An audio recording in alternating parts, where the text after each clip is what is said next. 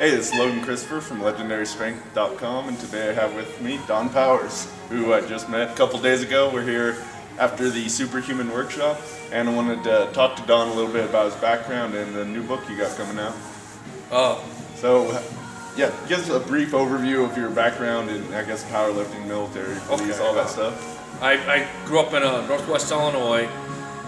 I grew up as a wrestler. I got into weightlifting through wrestling actually back around 6th grade. I went in the Marine Corps at 17. I left home at 17, served in the infantry. After getting out of the Marine Corps, I came back to Illinois. Full time I was powerlifting and training. I came back to Illinois, became a police officer. I've been a police officer for over 15 years. I've worked a SWAT team, undercover narcotics, powerlifting throughout the whole time. I eventually hit a total of 1,903 pounds at 242 pounds body weight. I kind of quit powerlifting about 8 years ago, but I still stayed active in all my sports. I've coached wrestling, been a head coach for kids wrestling. I'm a certified catch wrestler through Scientific Wrestling. I've competed, as an adult actually, I've competed in powerlifting, strongman contests, arm wrestling, submission wrestling, tough man contests. Yeah, and you're doing some levers and handstands. Yeah, I was doing some stuff for body weight, which is unusual because I'm about 255, 260, so yeah. That's not necessarily my forte, but it was something I was trying. It was a new experience for me. Awesome. So you were telling us some of the stories that you could tell about your experience with the bad guys, being a cop. Yep. Anything you can share, just one story, and how that ties into the new book you got coming out? Well, being a wrestler, the way I grew up wrestling and being so physical made a huge difference as a law enforcement officer. That's actually why I was able to go to narcotics in such a time frame, because when you got the confidence from being in the background, when you're physical, you're into lifting, you have so much confidence you can work jobs.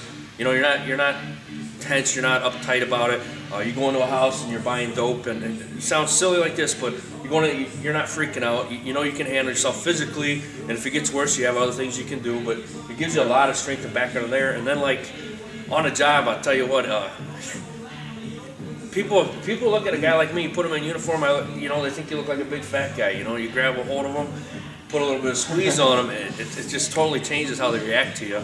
And being a wrestler made a huge difference for me in the job. There was times where you get in a fight, and my ability to take somebody down to the ground and control them and hold them down and move them it just made my job so much easier. When I worked in the city, actually, guys like me, when there was a fight, you always got dispatched to them. I worked in a town of 77 officers, so you get a fight call, your shift, you'd be the one going. When we do raids, you know, if there's a room where they got multiple people in, that'd be your room to go into. And they make funny comments, going to do your wrestling thing or going and pro wrestle on them. But it made a huge difference for my job, and it worked out for me. Okay, so for people that may not be familiar with catch wrestling, how's that different than, you know, the high school wrestling? And obviously, it's different than pro wrestling. Well, it's actually where wrestling came from. It's actually the roots. It's the roots of wrestling. What it is amateur wrestling, freestyle, Greco-Roman.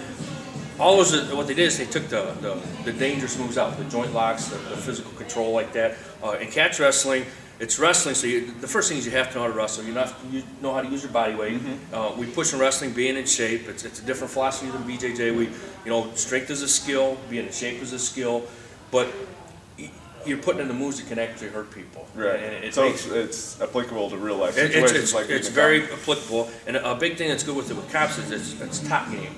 So like I don't want to be on my back. Yeah, you train from a young age as an amateur wrestler, submission. You don't want to be on your back, and as a police officer, you never want to be on your back. You don't want somebody to be able to come up and stomp on you, kick you, whatnot. So it makes a great transition to law enforcement. Okay, so what can people learn from this book that they may not have exposure to elsewhere?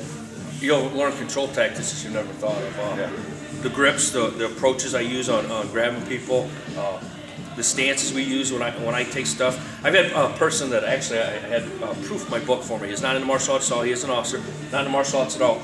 He read it just from going through the pictures and reading it and proofing it for me. On New Year's, he was working a bar detail, and it was the 5 extra officers that were working a bar detail, and he gets in a fight with somebody, and he was so excited. He called me up afterwards because he had taken somebody and slammed him to the ground with just a double wrist lock, and he had never seen that technique to hold it. But it's just it's a little bit different approach, but it gives you so much more control, and it's the control is, I guess, what it is. It gives you the control, gives you the power, shows you how to maneuver people in positions.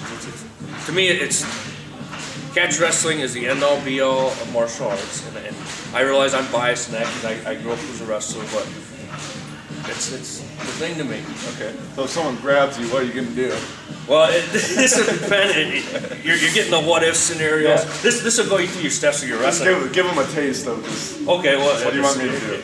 You go ahead and grab hold of me. That's fine. If you grab a hold of me, I'd hook up and step in, and right here I'm on the inside, and if you notice, I got foot control. I got a whizzer on his arm. I got two control tactics from here. Actually, if I was fighting, one is just kneeing him in the groin. I'll bend him over. I don't want to hurt you.